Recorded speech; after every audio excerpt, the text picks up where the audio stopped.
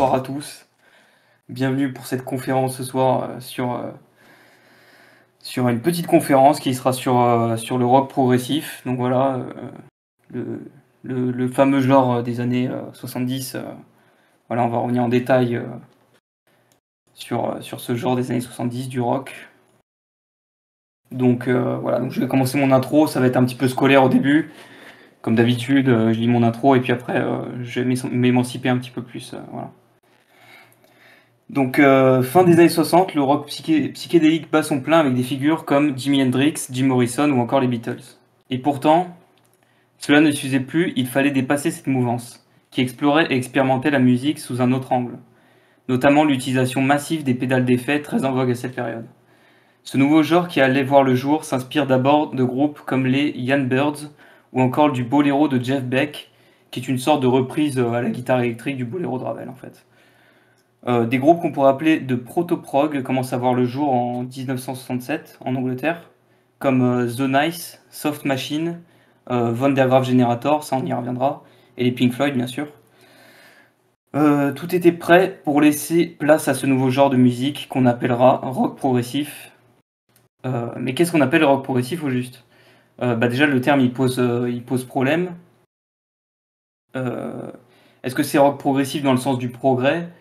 Une musique savante, plutôt ésotérique, en ce sens, ou bien progressif dans le sens, progressiste, avec des idées souvent humanistes, dans les milieux de rock et tout ça, de l'époque. En fait, c'est un petit peu de tout ça à la fois, mais bon, ça on y reviendra plus tard. Mais le sens le plus admis, c'est celui qui se rapporte plutôt à l'instrumentation, c'est-à-dire, la progression des morceaux, dans le sens où les morceaux, voilà, c'est des longs morceaux qui progressent, avec des instruments qui s'ajoutent au fur et à mesure. Euh, mais oui, encore une fois, ça pose problème parce que c'est pas forcément toujours le cas. Enfin voilà, on y reviendra. On va détailler l'instrumentation plus tard. Euh, donc on va voir dans un premier temps les caractéristiques instrumentales et esthétiques du rock progressif.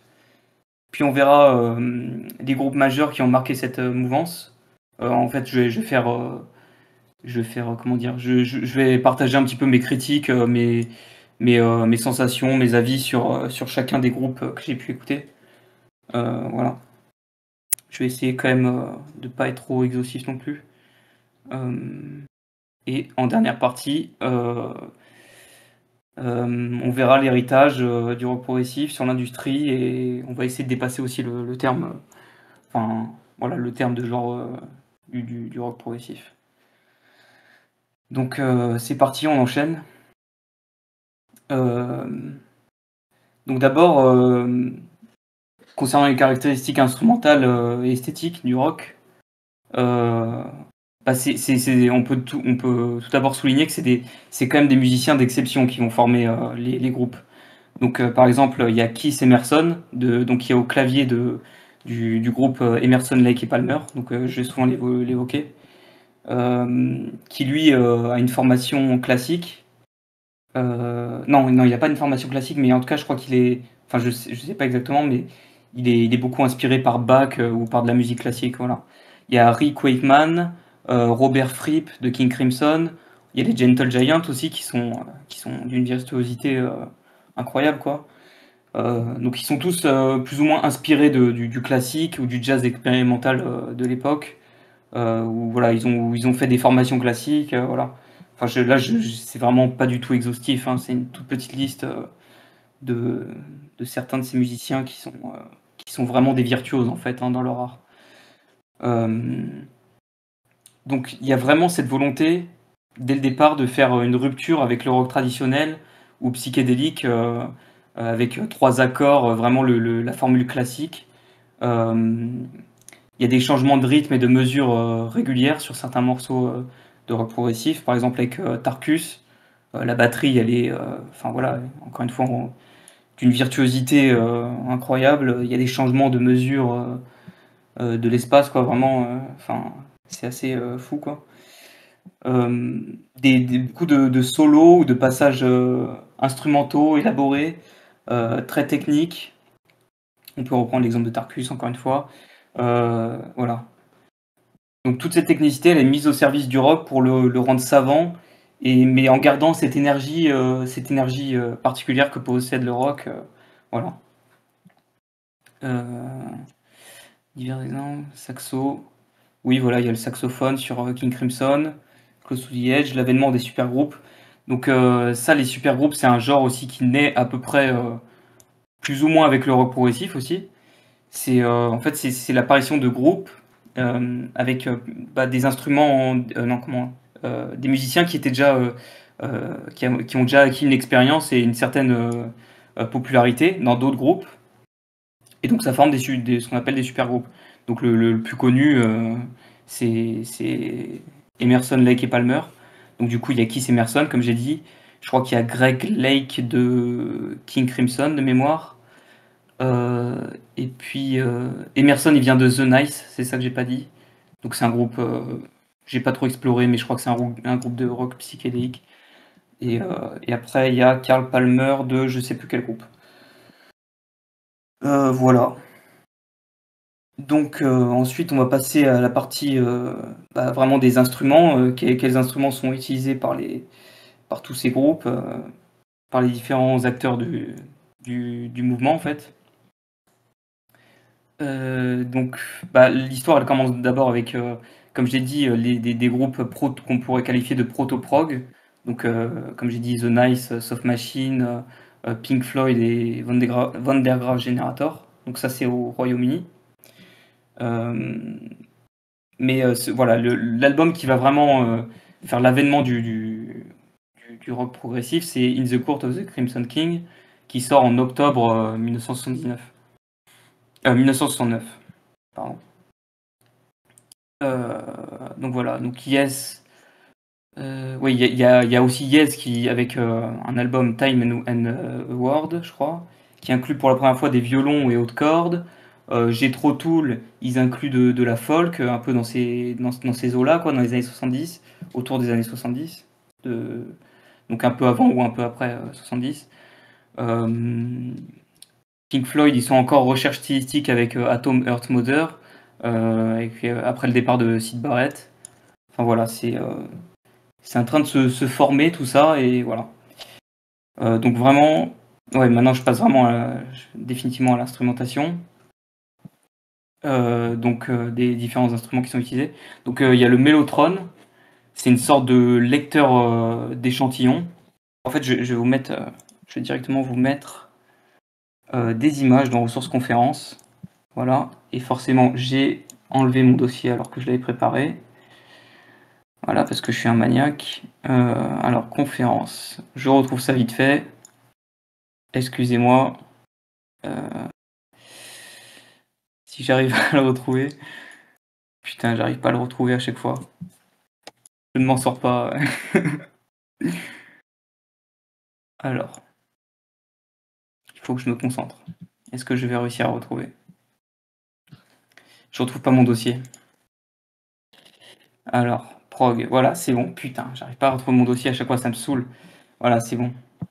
Bon, je vous mets les images, tac. Donc, je voulais mettre. Bon, c'est quelques instruments, il n'y a pas tout. Alors, de mémoire. Là, le premier qu'on voit avec le fond bleu, c'est ce qu'on appelle un orgue-à-monde. Donc, ça, c'était un orgue en fait qui était destiné c'était pas cher, c'est un orgue électromécanique qui sert à la base pour les églises. Donc, encore une fois, il y a là cette influence un peu classique, on peut dire. Ou alors pour certaines églises voilà, qui ont soit pas la place, soit pas l'argent pour installer une vraie orgue. Ensuite, je crois que c'est un mini Moog à côté. Donc c'est des sortes de synthétiseurs, voilà. Mellotron, on le voit là, le Mellotron 5. Ça, voilà, c'est le fameux lecteur de samples que je vous ai dit. Là, il y a un piano électrique. Et là, je sais plus c'est quoi. Oui, c'est un harpe pro soloiste, donc c'est une sorte de piano aussi, enfin voilà, de synthétiseur. Enfin voilà, tout ça pour dire que vraiment à cette période, c'est l'apparition de tout ce qui est synthétiseur et tout ça quand même. Donc voilà. Après, du coup, toujours dans les instruments, il y a des pianos acoustiques, donc voilà, classique. Ça change pas. Oui, voilà, ARP Pro Soloist, c'est ça la dernière image. Donc c'est pareil, un synthétiseur. Orgamonde, voilà, je l'ai dit. Saxophone, trompette, guitare. Bon, classique, c'est du rock, encore heureux qu'il y ait des guitares. Violon, violoncelle. Les pédales d'effet aussi, l'utilisation de pédales d'effet sur les guitares électriques. Voilà, synthétiseur Moog, donc ça c'est encore un synthétiseur analogique qui était vraiment en vogue dans les années 70. Ouais, c'est une société américaine, bon, c'est pas important. Flûte traversière, donc ça c'est beaucoup utilisé par Ian Anderson sur des Jethro Tull. Enfin, en fait, Jethro Tull, c'est surtout Ian Anderson. C'est vraiment le spécialiste, lui c'est un multi-instrumentaliste, vraiment spécialiste de la flûte traversière. La batterie acoustique, évidemment, ça, voilà. Il y a aussi la sitar, parfois, qui est utilisée, donc c'est une sorte de luth à manche long. Enfin voilà, il y a vraiment une panoplie d'instruments, et encore c'est une liste vraiment non exhaustive, qui est utilisée voilà, par les groupes qui incarnent cette mouvance. Ensuite, ouais, les pédales d'effet, il n'y a pas forcément une utilisation massive de pédales d'effet. Moi, j'ai surtout vu ça sur Echoes de l'album Meddle des Pink Floyd. Là, il y a vraiment une utilisation, je trouve, qui est pas mal des pédales d'effet. Enfin voilà. Bah, après, pour les pédales d'effet, je vais pas redétailler. J'en ai déjà parlé dans la conférence sur le shoegaze. Donc voilà. Donc cette diversité d'instruments, ça a vraiment permis au rock progressif de s'exprimer, d'exister en fait. Il y aurait pas ça. Enfin, ce serait pas le rock progressif s'il y avait pas cette diversité-là, quoi. Vraiment. Euh, En plus, les instruments sont plus juste utilisés juste pour faire des refrains, pour faire vraiment des structures classiques qu'on avait dans les sons de l'époque avec le rock psychédélique ou même antérieur, quoi. Là, il y a vraiment une volonté de faire de la complexité, voilà, comme je l'ai dit, avec des lignes de batterie complexes, de basses complexes, même avec des instruments qui sont pas forcément voués à ça à la base. On essaye vraiment de faire des lignes très complexes, quoi. Là, de tête, il y a Roundabout de Yes qui est super connu, quoi. La ligne de basse, elle est super connue. Enfin voilà, c'est très virtueux, quoi. Très virtuose. Voilà.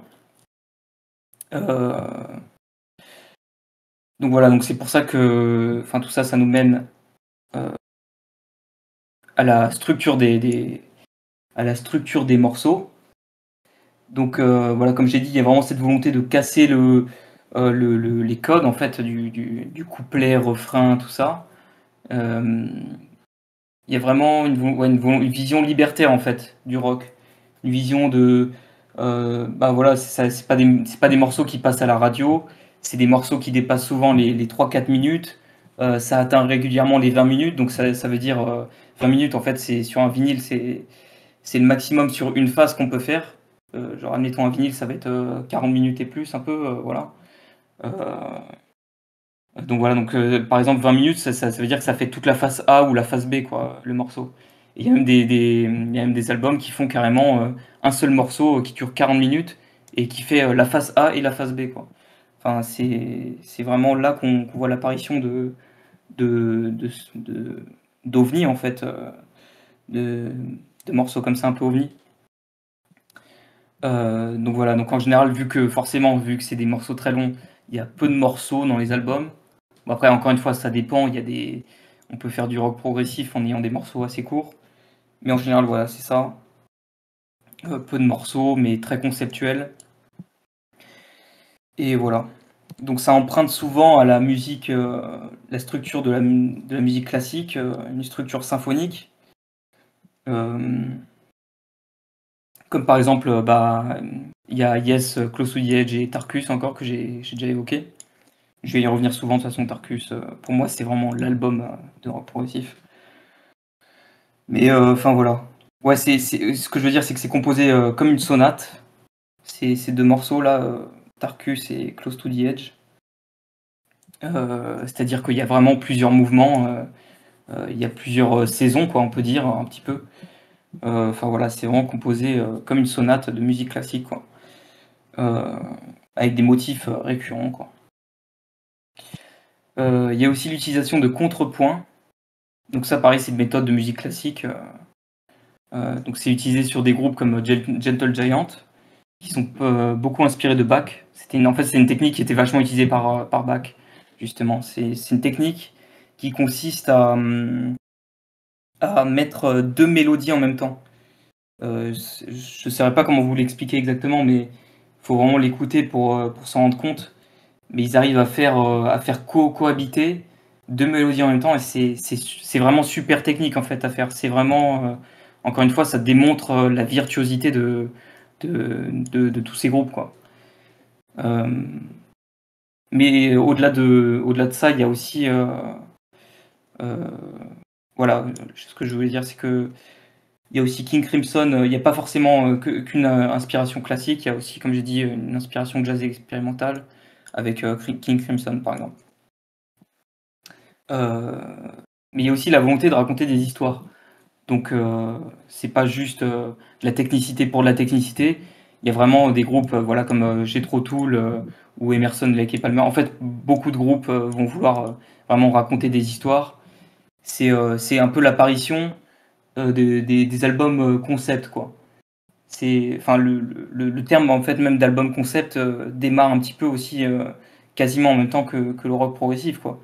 Parce que bah, du coup, un album concept, c'est vraiment un album qui va tourner autour d'une même thématique.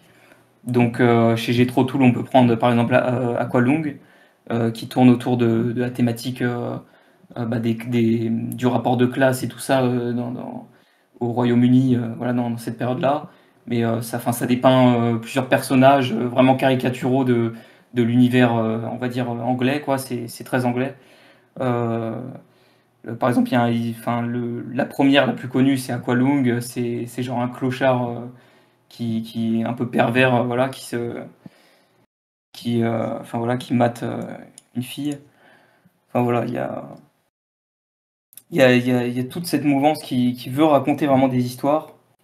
Et voilà. Et donc du coup, d'une certaine manière, l'apparition des albums concept. Oui, voilà, donc c'est vraiment un genre qui laisse libre cours à l'imagination, à la création. Voilà, on laisse les instruments un petit peu prendre le pas parfois sur les voix. Enfin voilà, il y a un petit peu de tout, quoi. Voilà. Maintenant, on va aborder un peu les ambitions du mouvement, en fait, parce que c'est quand même de la musique quelque part du coup très ambitieuse. Euh, c'est des œuvres totales, du coup, comme j'ai dit, de la cover à la musique. Bah, par exemple, je prends l'album Dark Side of the Moon. C'est vraiment ça, c'est un album qui est vraiment total, qui cherche à exprimer plein de choses. En fait, ça parle voilà, un petit peu comment on appelle ça? Toutes les problématiques auxquelles peut faire face l'homme moderne, quoi. Il y a le temps, la fuite du temps, et ce rapport voilà, au temps. L'argent, évidemment. Enfin voilà, c'est vraiment un album total, quoi. Mais aussi dans la musicalité, au-delà de ça. Il y a vraiment de tout dans Dark Side of the Moon. Musicalement, quoi, c'est vraiment très, très varié, quoi. Euh, donc voilà. Et après, du coup, c'est aussi l'occasion, le rock progressif, de mettre en avant des textes et des thématiques profondes. Donc, comme je l'ai évoqué avec Von der Graaf Generator, qui mettent vraiment des textes, je sais plus comment il s'appelle, j'ai oublié le nom, je l'ai pas noté, le nom du chanteur principal, là. J'irai voir après la conférence, là. On en parlera dans les débats, mais voilà, il met vraiment en avant ces textes. Donc vraiment, ça parle beaucoup de nihilisme, un petit peu de la philosophie d'Albert Camus, ouais. Bah, In the Court of the Crimson King, ça parle aussi de la guerre, de ses ravages au Vietnam, tout ça. Même en fait, le premier son, 21st Century Schizoid Man, c'est justement, ça dépeint l'homme du 21e siècle qui est complètement schizophrène et apathique, quoi, qui n'a plus de morale, voilà, qui balance du napalm sur des civils, quoi. Voilà. Ensuite, il y a aussi ce côté, il y a un autre aspect du rock, du coup, du rock progressif, c'est le côté aussi méditatif. Moi, ça m'a fait beaucoup ça, du coup, avec ce que je disais tout à l'heure, Echoes de l'album Meddle des Pink Floyd. Il y a aussi énormément ça avec Yes et Close to the Edge. Il y a un aspect très introspectif.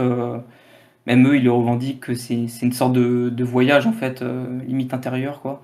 En fait, ça vient ça vient du groupe Touch, en fait, à la base, euh, qui a fait un album homonyme et qui a vraiment cette volonté de proposer un voyage, admettons le même voyage que peut proposer la drogue, mais par la musique, en fait, plutôt que par la drogue, quoi. Ce qui est quand même pas mal. Voilà. Donc maintenant, on va aborder un petit peu l'esthétique visuelle et la scène du rock progressif. Donc c'est des pochettes souvent très travaillées. Là, je vais mettre des exemples. Je vais mettre des petits exemples. Et bonsoir à ceux qui viennent d'arriver. Donc voilà, je vais mettre des covers là. Ah putain, j'ai eu trop nombreux. Bon bah je vais en mettre quelques-uns. Je vais pas tout mettre. Voilà, pour vous faire une idée un petit peu des covers, enfin des pochettes d'albums. Voilà. Donc c'est quand même des pochettes qui sont bah, parfois psychédéliques, parfois très travaillées, enfin il y a déjà un fond quoi, un background, voilà. Genre sur Tarkus, bon bah voilà Tarkus, admettons c'est très évocateur quoi, euh, c'est très imaginatif tout ça quoi, c'est ça que je veux dire. Voilà. Oui et ensuite il y a côté très oui, voilà. Il y a un côté très théâtral aussi, c'est pensé pour les concerts, en fait, beaucoup de genre, par exemple, Ange et Genesis, il y a un côté très théâtral qui est vraiment pensé, pour les concerts, vraiment pour la scène. Heu, c'est une histoire, mais c'est presque du théâtre, en fait, carrément. Enfin, voilà. Voilà, donc maintenant on va aborder un petit peu les groupes, majeurs du mouvement. Donc je vais vite fait rappeler un petit peu toutes les déclinaisons du genre et voilà, donc comme j'ai dit, octobre 1969, In the Court of the Crimson King sort de King Crimson, voilà, qui emprunte au jazz. Jethro Tull ou Harmonium vont emprunter plus à la folk, ils vont intégrer des éléments folk au rock progressif, donc comme j'ai dit, la flûte traversière ou ce genre de choses. Des sons plus atmosphériques se retrouvent chez les Pink Floyd. Voilà, bah, par exemple, on voit déjà ça sur Atom Earth Mother, je crois, un truc comme ça, voilà. Mais aussi sur Meddle, des sons très atmosphériques, voilà. Et donc chez Magma, ce sera plus expérimental, voire théâtral. Enfin, c'est presque un opéra en fait, avec le côté on invente une langue juste pour. Donc ça, c'est la scène française, Magma. On invente une langue juste pour un album. Enfin, c'est quand même assez fou de se dire ça. Gentle Giant, Genesis et Ange, il y a un côté médiéval et théâtral encore une fois. Vraiment, là, c'est vraiment la volonté de raconter une histoire. Voilà. Ensuite, plus tard, mais ça c'est dans les années 80, il y a un côté plus hard rock avec Rush. Et voilà. Et après, il y a aussi d'autres groupes qui sont pas forcément progressifs, mais bon, qui ont quand même une grosse influence progressive. Par exemple, Supertramp, qui font déjà avec leur premier album homonyme, je sais plus comment il s'appelle le morceau. Il y a un morceau de 12 minutes, voilà. Euh, Try Again, un truc comme ça, je crois que c'est le morceau. Euh, voilà. Puis Rush, comme j'ai dit, avec un côté plus hard rock. Voilà, donc maintenant j'ai un petit peu, comment dire, passé en revue mes sensations, mes comment dire, les notes que j'ai prises en fait quand j'ai écouté les divers albums. Donc là, je vais prendre le premier, Camel Mirage. Donc voilà, ça c'est un groupe que j'ai pas parlé encore enfin, jusqu'à maintenant. Mais voilà, ça sort dans les années, enfin, en 1974. Ça, c'est vraiment le côté jazz. Donc voilà, c'est très aérien. Voilà. Il y a beaucoup de répétitions de motifs courts à la guitare. Euh, ça fait une forme de fondation sur lesquelles les autres instruments ils viennent se déposer. Il y a des passages à la flûte très aériens, clavier très atmosphérique. Voilà, ça c'est une bonne référence, Kamel Mirage. C'est plutôt pas mal. C'est un album enchanté, assez joyeux, aventureux. Moi, ça m'a fait penser même par moments à Zelda, carrément, à certaines musiques de Zelda. Voilà. Donc ensuite, Yes, Close to the Edge, ça j'en ai parlé du coup, j'en ai déjà parlé. Donc ça c'est vraiment, j'ai trouvé ça vraiment super moi. Peut-être un des meilleurs albums du genre que j'ai écouté. Donc il y a des cassures nettes au chant sur le morceau Close to the Edge. C'est vraiment un voyage musical en fait, plutôt qu'une histoire à part entière. Il y a des motifs qui se... Oui, en fait, il y a un motif qui se répète genre au début et à la fin. Et en fait, ça fait une boucle. Ça fait une boucle, en fait. J'ai trouvé ça super. Enfin, voilà, c'est très planant, très contemplatif. Il y a vraiment comme j'ai dit, c'est vraiment l'album qui donne un côté voyage, quoi. Ça veut mettre en avant ce côté voyage. Puis il y a aussi l'utilisation d'instruments assez singuliers, quoi. Il y a l'utilisation d'un clavecin sur Siberian 4 roues, je crois que c'est ça le nom du morceau. Enfin voilà, c'est vraiment pas mal. Très très bon album, très grosse référence. Ensuite, il y a Tarkus de Emerson, Lake et Palmer, donc que j'ai déjà cité aussi. Donc la très grosse référence aussi, moi j'aime beaucoup. Ça raconte plus l'histoire. En fait, ça raconte une histoire. Il y a carrément un lore derrière l'album en fait. Ça raconte l'histoire. C'est complètement psychédélique, enfin timbré un peu. Ça raconte l'histoire d'un tatou cybernétique qui naît d'un volcan et genre qui détruit plusieurs ennemis sur son passage. Enfin, au fur et à mesure de la musique, ils ont essayé de retranscrire l'avancée du, du, du tatou en fait qui détruit ses ennemis quoi. Enfin, c'est vraiment bien retranscrit en musique. On a vraiment cette sensation de lutte en fait dans le jeu très technique qui est fait. Puis à la fin, il y a une batterie ultra martiale. Enfin, c'est vraiment fou. Vraiment très très très très grosse référence. Bon, je passe un peu. Medal, ouais, voilà, Medal, Echoes, pareil. Alors Medal, à part Echoes, j'ai pas trouvé ça incroyable. Mais ouais, c'est vraiment une aventure. C'est vraiment comment? Un voyage introspectif en fait. Il y a vraiment ce côté-là. Moi, j'ai vraiment eu des images carrément enfin, je m'imaginais enfin, dans le début. Euh, comment je m'exprime? Je m'exprime mal. Euh, Au début, je m'imagine dans une grotte sous-marine parce qu'il y a une petite nappe de gouttes en fait, de gouttelettes qui tombent. Et ça fait vraiment un voyage marin, je trouve, Echoes. Enfin voilà. Je me suis mal exprimé, mais bon, voilà. Jethro Tull, Sick as the Brick. Donc là, pareil, un album concept, mais c'est une seule pièce musicale de 43 minutes, comme j'ai dit tout à l'heure. C'est un jeu très technique, très riche, très démonstratif en fait. Il y a vraiment énormément d'instruments qui se développent au fur et à mesure. Puis la flûte de Ian Anderson qui est extraordinaire. Moi perso, c'est vraiment cet album-là que j'ai préféré de Jethro Tull par rapport à Aqualung. Voilà. Après, il y a bon, Genesis, Selling in England by a Pound, ça très grosse référence aussi.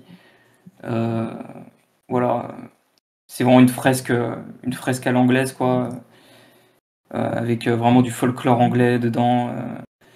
Il y a par exemple Roméo et Juliette remixé, The Cinema Show, c'est un petit peu Roméo et Juliette remixé, quoi. Peter Gabriel qui est très théâtral dans son chant, voilà, il y a de la satire sociale à l'anglaise, quoi.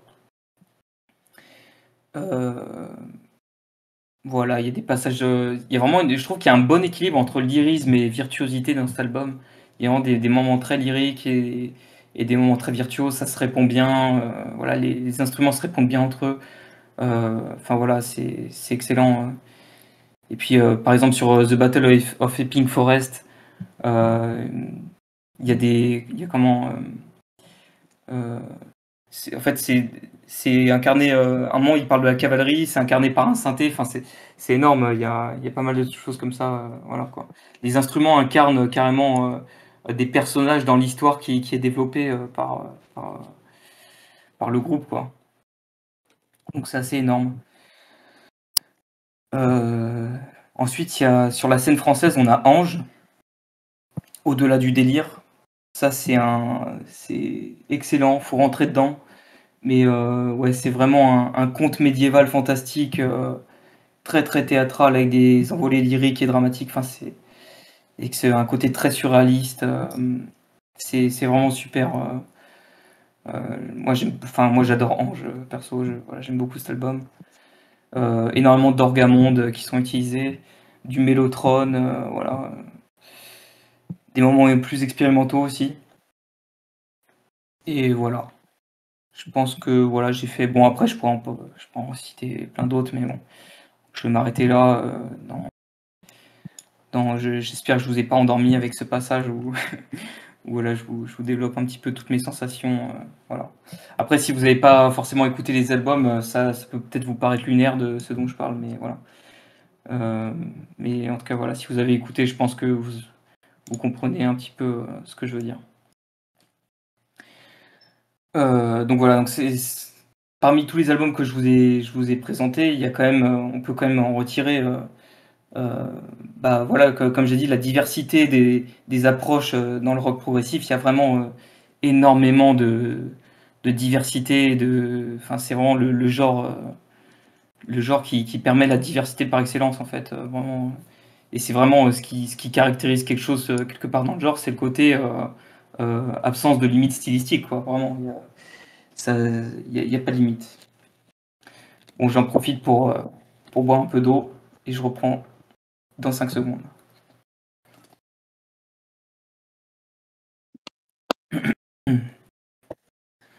Ok, donc je reprends, on va entamer bientôt la dernière partie.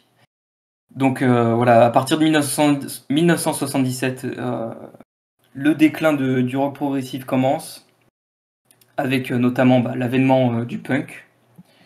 En fait, beaucoup de groupes se sont épuisés. En fait, là, je passe à la partie 3. Beaucoup de groupes se sont vraiment épuisés.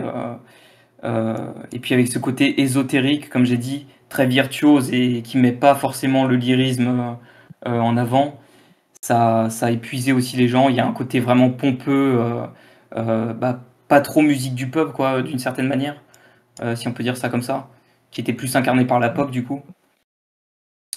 Voilà. Euh, les groupes se sont épuisés et ça a épuisé les gens aussi. Euh, mais voilà. Et donc du coup, comment se passe ce déclin? C'est d'abord Genesis qui voit la perte de Peter Gabriel et de Steve Hackett. Je crois que c'est en 74 et en 76 respectivement. Donc c'est le chanteur et le guitariste. Ils feront de la musique, donc Genesis, ils vont faire après passer 76, dans les années 80, ils vont faire vraiment de la musique pop qui va être très commerciale et qui vont connaître un grand succès avec ça. Yes aussi, c'est pareil, ils vont simplifier leur musique, ils vont faire de la musique pop. Emerson, Lake et Palmer, ils vont s'épuiser, ils vont arrêter. Ou enfin voilà, il va y avoir des tensions internes.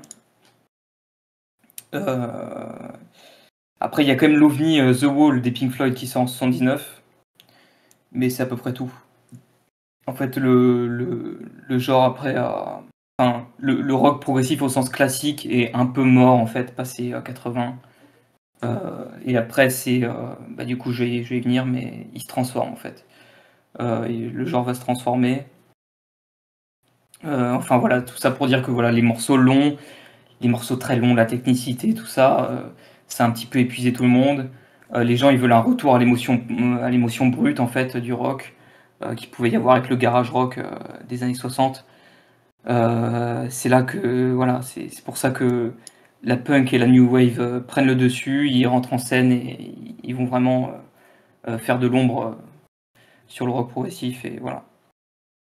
Mais voilà, comme j'ai dit, il disparaît pas pour autant, il se transforme et il gagne en lyrisme, en fait. Le rock progressif va vraiment gagner en lyrisme. Il va, avec notamment, comme groupe, il y a Marion qui est, voilà, qui est vraiment, en avant-garde de ça. Ce côté beaucoup plus, ils vont ajouter beaucoup plus d'éléments pop, d'éléments, voilà, de l'époque, fin des années 80, et du coup ça va apporter beaucoup plus de lyrisme, beaucoup plus de simplicité aussi, ce qui va rendre, voilà, la musique, enfin, ce qui va faire du rock progressif un truc un peu plus accessible. Mais après, voilà, il se transforme encore avec, dans les années 70, l'avènement d'une scène de métal progressif, avec notamment des groupes comme Opeth, Tool ou Porcupine Tree, voilà. Donc Tool, voilà, enfin grosse référence quand même de métal progressif, on peut dire. Mais voilà, puis après dans les années 2000, donc il y a l'avènement un peu du post-rock, donc ça c'est déjà un terme qui fait un peu débat, mais enfin bon, c'est pas le débat. Avec des groupes comme Godspeed You, Black Emperor, Sigur Rós, God is an Astronaut.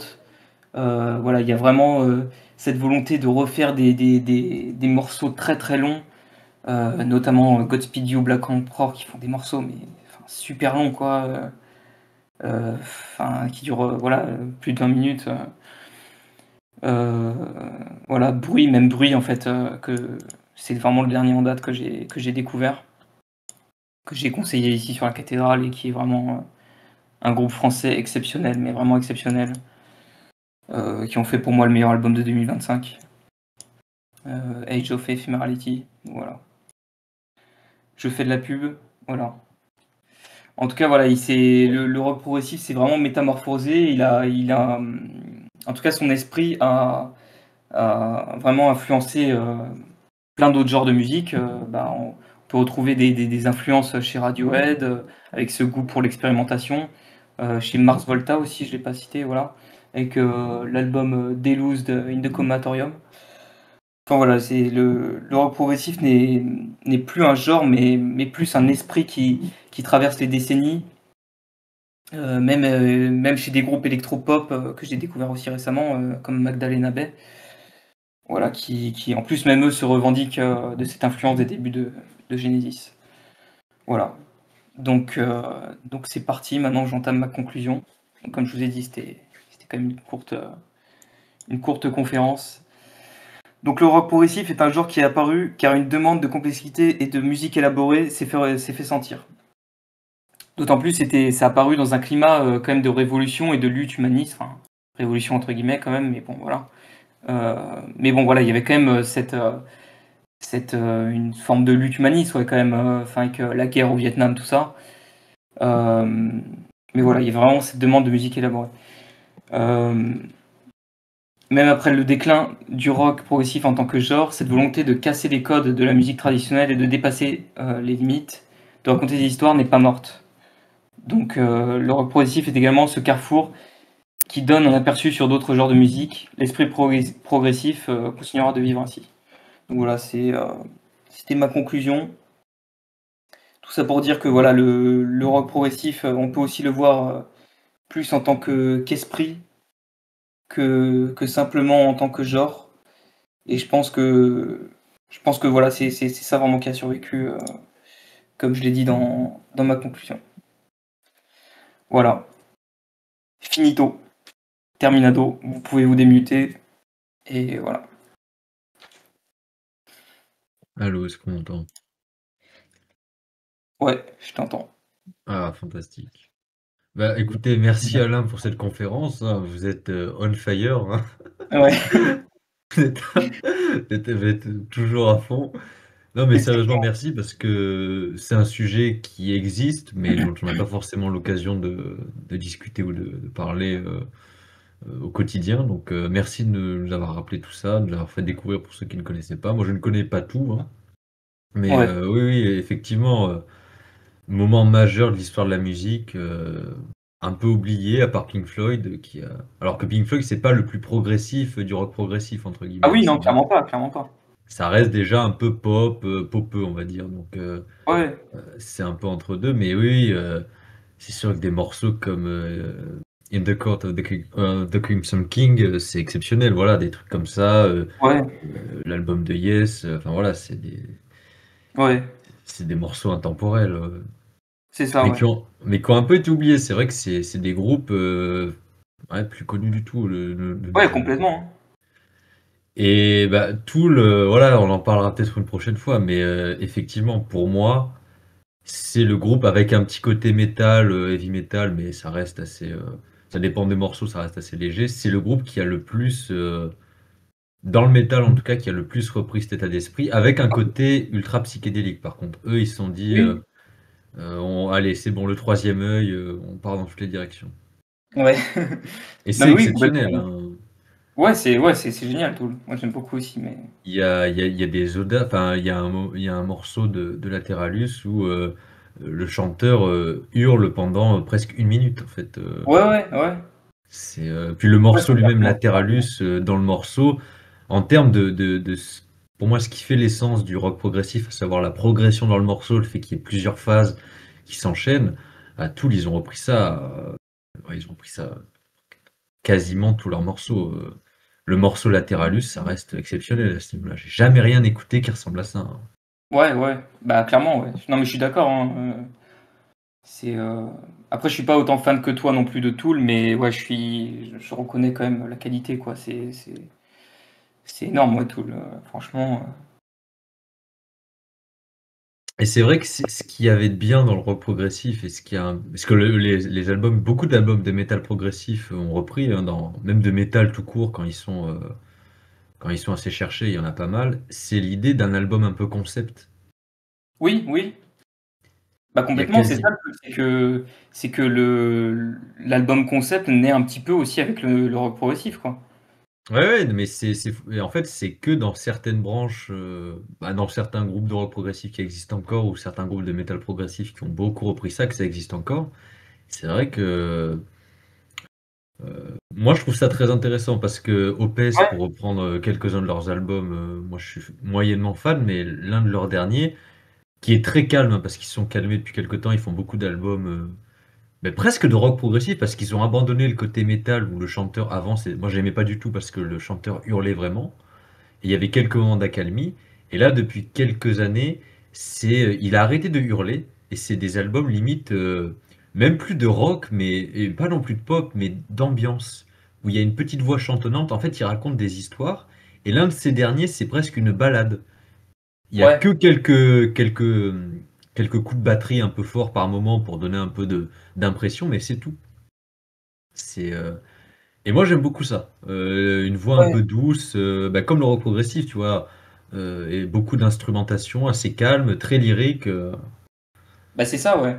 Mais c'est en fait c'est ça que j'ai essayé de souligner dans la conférence, c'est que en dehors du genre, en fait, c'est surtout un esprit en fait qui est né de ces années 70. On veut faire autrement en fait, on veut faire de la musique autrement à partir de ce moment-là, quoi. Il y a Et, vraiment ça, quoi. et est-ce que tu penses que, bah, je sais pas, parce qu'en fait on n'est pas dans l'ambiance, mais moi je me dis dans les années 70, bon, déjà ça a eu du succès, mais ça aurait pu prendre entre guillemets et rester. Parce que les mentalités étaient différentes, mais peut-être que je suis un peu utopiste là-dessus, mais Ouais, je sais pas. j'ai pas compris ta question en fait. Non, mais en fait, est-ce que pour toi, ça aurait pu, parce que bizarrement, ça un peu perdu ça s'est un peu, comment dire, ça s'est un peu cassé la gueule, mais c'est Ouais. aussi lié à l'histoire des groupes en eux-mêmes. Emerson, Lake et Palmer, c'est plein d'embrouilles, King Ouais. Crimson aussi. Mais au final, si on enlève ça, est-ce que ça aurait pu rester et que le genre aurait pu un peu s'imposer? Non, non, non, je crois pas. Non, je crois que vraiment, enfin, de toute façon, avec l'évolution des ouais, euh, des instruments et tout ça, c'était voué à évoluer en fait. C'était voué à disparaître pour moi quelque part. Et puis, comme j'ai dit, il y a vraiment ce côté fatigue quoi dans les années 70. Enfin, faut se dire qu'en fait, c'est quand même de la musique. C'est presque, enfin, de niche quoi. C'est Oui. de la musique de niche qui a percé en fait. C'est ça le truc pour moi. C'est-à-dire que c'est pas le classe moyenne lambda qui, non, j'en sais rien, le prolétaire lambda qui va écouter ça, quoi, tu vois. C'est, enfin voilà, même les groupes, c'est pas des mecs, c'est plutôt des bourgeois. Enfin ouais, j'aime pas dire ça, mais Oui, oui, oui, non, mais oui, oui. c'est Ouais, voilà, c'est c'est vrai. quand même des mecs qui ont une éducation de musique classique et tout ça, donc ils viennent pas vraiment du peuple entre guillemets. Oui, c'est vrai que ça reste très niche, là-dessus, mais ouais, non, non, non. Est-ce que quelqu'un d'autre a quelque chose à dire, Francis, Spoke? Parce que là, on discute un peu entre nous, mais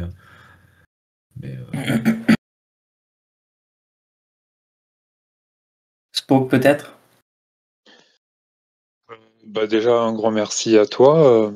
Moi, c'est quelque chose qui me parle beaucoup. En fait, pas que le rock progressif, mais toutes les musiques progressives, ça me touche beaucoup. Donc, bah, le rock, Ouais. effectivement. Cette période-là aussi, c'est une période que j'ai beaucoup appréciée, bah, même si j'étais pas né ou tout début de ma vie. Et ouais, je suis content de l'avoir découvert il y a quelques années et ça me parle vraiment, comme dit, avec tous les styles progressifs, même d'aujourd'hui. Ouais, ouais. Bah écoute, content que ça t'ait plu. En tout cas, voilà, ce que j'aimerais appuyer, c'est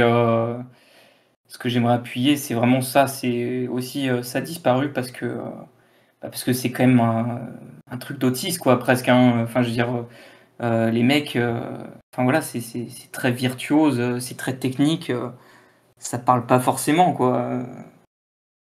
Enfin, je comprends que ça parle pas forcément, quoi. Voilà. moi, j'attends un album de rock progressif sur, la vie de Manny, hein, voilà. Ouais. Un jour.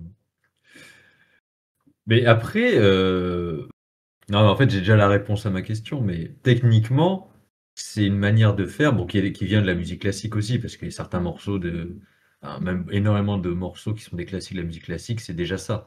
Euh, Ouais. enfin voilà, c'est déjà progressif avant, sans qu'on mette le mot dessus. Donc, mais est-ce que ça aurait pu être décliné dans d'autres styles comme la pop ou le rap? Tiens, non mais je lance l'idée, hein. Moi, Bah oui, j'attends un oui. album de Caris en rap progressif, hein, voilà, avec des intonations, des variations, du Bah synthé. alors, ouais. Alors rap, non, du coup, non, pas vraiment. Enfin, j'ai pas d'exemple en tout cas qui me viennent en tête, mais enfin, peut-être, hein, peut-être ça existe après. Mais comme j'ai dit, après, il y a un groupe d'électropop que j'ai découvert quand même assez récemment, Magdalena Bay, qui font de la pop électro, on va dire, progressif. Et c'est vrai, Ouais, enfin, moi j'adore, hein, c'est vraiment énorme. Je trouve ça vraiment ben, énorme, moi. ben, J'adore. j'irai écouter. Mais c'est vrai que dans des styles vraiment plus électroniques, bon déjà, il y a déjà beaucoup d'électro dans le rock progressif, un peu de base, comme la New Wave, c'est vrai qu'il y a déjà un peu cette idée-là aussi, hein. On retrouve des Ouais. morceaux assez longs parfois. Moi, ceux que j'ai pu écouter, bah, c'est vrai qu'il y en a qui sont assez longs, il y a plusieurs phases. Bon, ça reste moindre parce qu'il y a rarement du chant, mais c'est vrai qu'il y a un peu ça quand même. Ouais.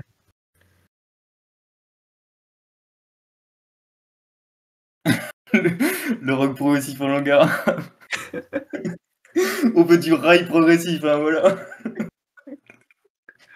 Moi, mais je suis sûr que Pyramidas, il chanterait parce que apparemment, dans sa famille, il faisait du rock progressif. Voilà, moi, j'attends des chansons en amazigh de Pyramidas, hein, voilà. Sur le 7 octobre. Ouais. Excusez-moi. Pour la petite blague, il y a DJ Le Cornu qui fait de la taxe progressive. Et oui, et oui. Parce que Putain. l'actualité se rappelle à nous. Et quelque part, la virtuosité de Macron à nommer son gouvernement, c'est de la progressivité quelque part. Ouais, Il y a un peu de ça, hein. c'est de la mort lente progressive, voilà, c'est intéressant. Ouais, après, dommage, ouais, qu'il y ait pas du coup, qu'il y ait pas bah, Pyramidas et Pablo, ils en auraient bien parlé aussi, je pense. Je suis sûr que Pyramidas serait dévié de la conversation, hein. J'en suis sûr. Pardon. Francis. La chanteuse, la bassiste et le guitare. Oh, putain. Exceptionnel. Ah, c'est ça. Magnifique. Magnifique la PP aussi au passage, hein. Ah oui, non, mais là, Francis, tu te surpasses, hein. On veut t'entendre. Ouais. Ouais, on veut ta voix là, hein, sur le record, hein. Mais du coup, toi, Francis, t'écoutes pas du tout de rock. Mais il écoute Tokyo Hotel. Moi, ça me dit quelque chose de nom, mais j'ai jamais écouté, donc je sais pas ce que c'est. Tokyo Hotel. Vraiment? Bah, c'est ce qu'il m'a écrit dans le chat. Tokyo Hotel. Bah oui, Ah, c'est de l'humour, hein, t'imagines. Ah, pardon. Ah, mais je sais pas, Francis, moi. Peut-être que t'as des pans de ton intimité que tu me dévoiles, là. Moi, je sais pas, hein.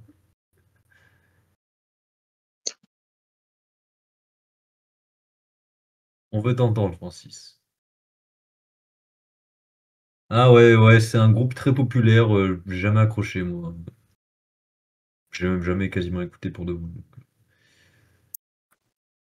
Et je te rassure, le rock progressif ne te sera pas recommandé par YouTube, Francis, hein. Il faut que tu ailles le chercher, hein. ouais, mais justement, c'est ça le truc, c'est que même pour les trouver, c'est galère maintenant, vu que ça a vraiment été. Enfin, ça n'existe plus quoi aujourd'hui. Du coup, pour certains albums, c'est galère de les trouver hein, sur YouTube. Enfin, c'est des gens qui ont enregistré le vinyle qu'ils ont chez eux, quoi. Ouais. Souvent, pour certains groupes un peu obscurs. Il faudra vraiment que je découvre Magma un jour. Enfin, que je redécouvre Magma. Honnêtement, j'ai pas beaucoup écouté, hein. J'ai écouté genre un morceau, même pas. Ah non, non, pas Magma, voilà, c'est ça, c'est ce que Pablo m'avait conseillé, c'est Ange, dont tu as parlé. Ah oui, Ange, Ange. j'ai jamais écouté, ouais. C'est ça. Bah, c'est les deux de la scène française en fait, Magma et Ange. Ouais. Et ouais, Ange Et c'est je suis super, hein. curieux. Je suis Ange curieux c'est vraiment d'écouter super, du hein. rock progressif en français, pourquoi pas, hein. C'est super. En fait, ouais, c'est. Après, faut rentrer dans le truc.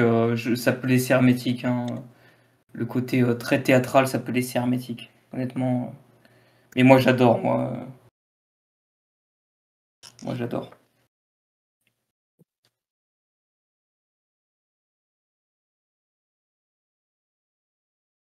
Et oui, et puis voilà, puis ce qui est bien avec ce genre, c'est vraiment comme j'ai dit, c'est un carrefour, quoi, pour découvrir plein d'autres trucs, quoi.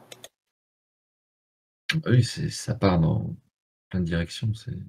Il y a tellement de déclinaisons que, ouais, voilà, c'est ça, c'est. Mais Opeth, vraiment, je pense pas que ça te plairait parce que c'est très mélodépressif par moment.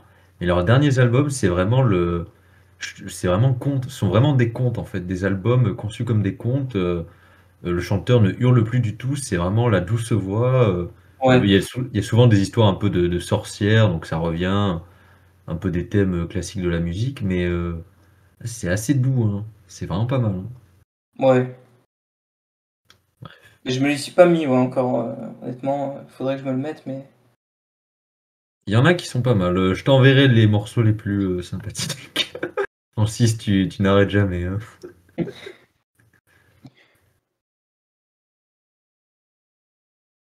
Après, j'ai pas parlé de grand chose parce qu'après, il y a aussi le krautrock, je sais pas si vous connaissez. Ça c'est la scène rock progressif, mais allemande. Et donc là, il y a un côté beaucoup plus électro, quoi. Il y a Kraftwerk, Ah oui, oui, ouais, c'est ce que je me disais. il y a Neu, il y a Ça, je connais. Cannes. J'ai écouté Cannes, c'est pas mal. C'est pas mal, ouais. Enfin voilà, il y a aussi la scène allemande, il y a même une scène italienne, mais alors là, je crois que c'est obscur, vraiment, je connais Ah pas. ouais, d'accord. Pourquoi pas un jour, hein. Mais où c'est qu'ils trouvent tout ça, Francis?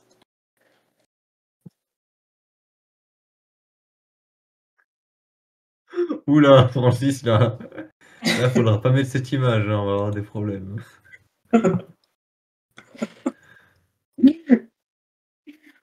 Oh putain. Francis, des fois, tu me fais peur, mais c'est pas grave.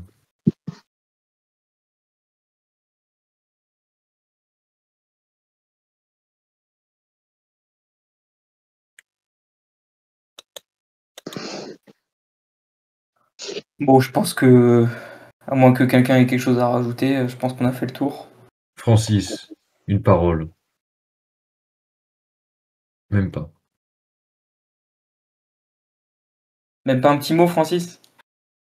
Allez, Pour Francis, l'enregistrement? pour la postérité. Allez, Non, mais pourquoi pas pour YouTube? tu travailles pas pour YouTube? Tu ne contractes pas, Francis. Ah, t'es pas drôle. Même pour la mésopause, ça m'a fait mal au cœur le fait qu'on n'entende pas ta voix. Tu me déçois, Francis.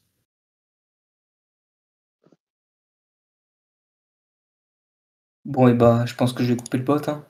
Vas-y. Donc, quelqu'un a quelque chose à dire. Un Non, petit dernier mais mot. au plaisir de refaire une conférence sur le sujet, d'en rediscuter, pour parler de tout en long, en large, en travers. Et bah, ça marche. Je pense que j'en referai une, ouais, de toute façon, je vais peut-être continuer. Je verrai ce sera quoi la prochaine. J'ai pas encore. Enfin, voilà. En tout cas, voilà, shalom au golem de YouTube, au bot. Chaud. Shalom.